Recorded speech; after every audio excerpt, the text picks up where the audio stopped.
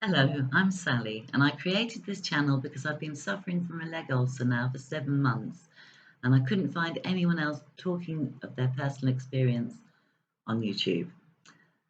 I've made two previous videos, so if you have time, you may want to go and look at those first.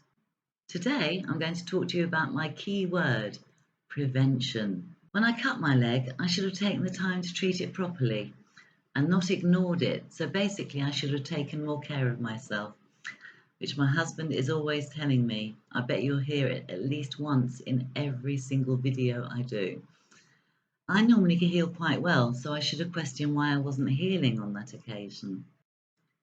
If I'd known more about the contributing factors for leg ulcers to form, I would have realised earlier that something was not right, and when we were working on the house and the plasters were coming off and my leggings were rubbing against the wound, I should have immediately stopped working, cleaned it, applied cream, and put a big plaster on that wouldn't come off while I was working, and repeated the whole exercise at night and continued the regime daily. In fact, if I'd known what I know now, I possibly would have done that when I first nicked myself shaving. Anyway, it happened during lockdown, so I was building up my immune system and I'd already upped my vitamin D and zinc, so there wasn't anything more I could do about that. So you probably already know, but let's take a look at the list of preventions. Stop smoking. That's easier said than done, I know. But if you really can't give up, cut right down. Cut it in half again, and then treat the one, two, or few that you have daily as a real luxury. And if you don't smoke, don't start. If you're overweight, lose weight. And again, I know it's easier said than done. Exercise regularly, and even gentle exercise will help. Just walking around your house if you can, or outside. Just little walking is better than nothing. And have a sensible diet. So do the best you can for your immune system. Vitamin D is really good and it's free if you can get out in the sun for a while.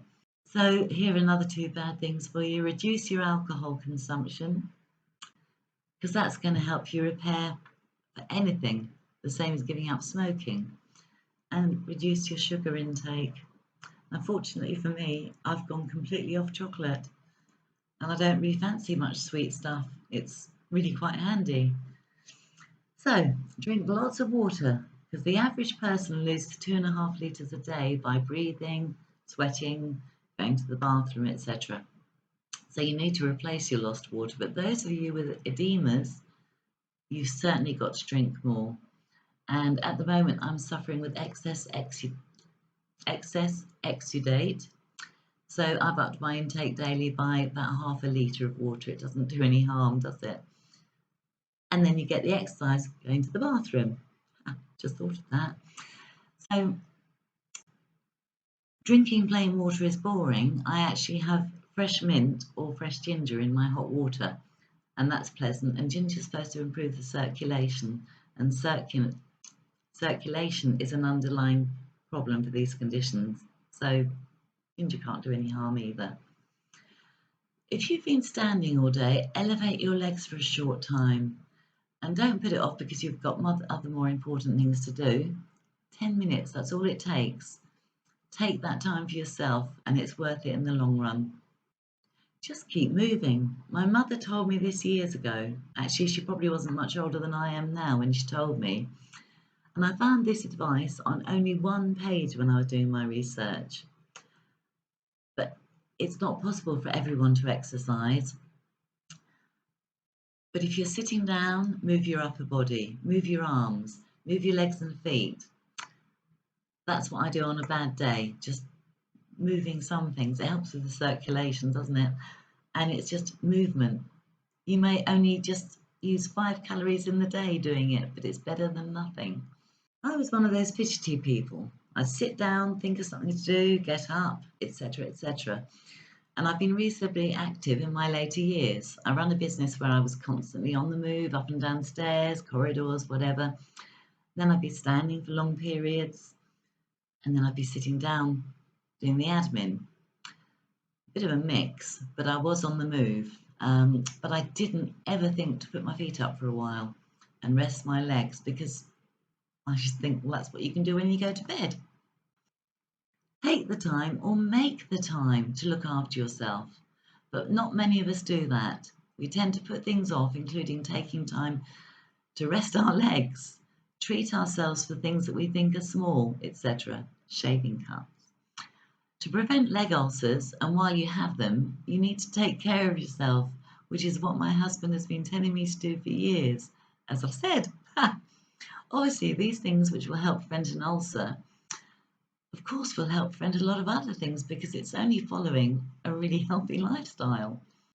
I assume that if you're looking at this, you have an ulcer or ulcers, but to try and prevent them returning or getting more, look after your skin. Keep your legs moisturized, and that includes the men.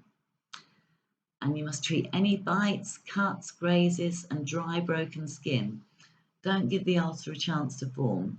Treat it like it is an ulcer. Apply whatever cream you use, dress it the same way. I've already had success with this, but that was as a result of failure.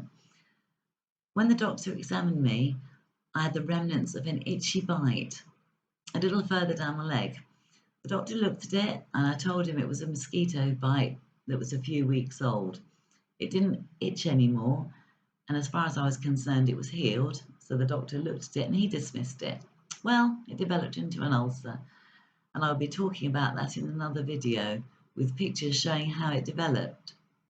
Being aware of that, when I discovered a break in the skin on the top of my ankle at the front, it was a result of the adhesive tape that held the bandage on. I don't use adhesive tape or plasters on my legs anymore. And I had another one further up my leg from a little metal hook that came with a bandage to fasten them, and that punctured my leg.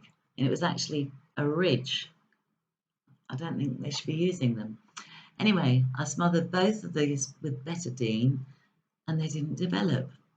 I also slapped betadine on liberally on the skin surrounding the wounds that's underneath the ulcers to try and prevent it getting more damaged.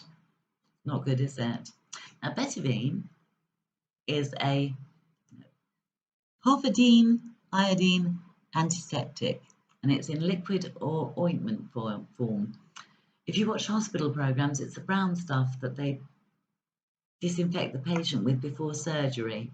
I think they put it on their hands as well. And it's also known as iodop. No, let me try this. Iodopovidone. Iodopovidone. Iodopovidone. Iodopovidone. Let's try that. I'll write it underneath. Okay.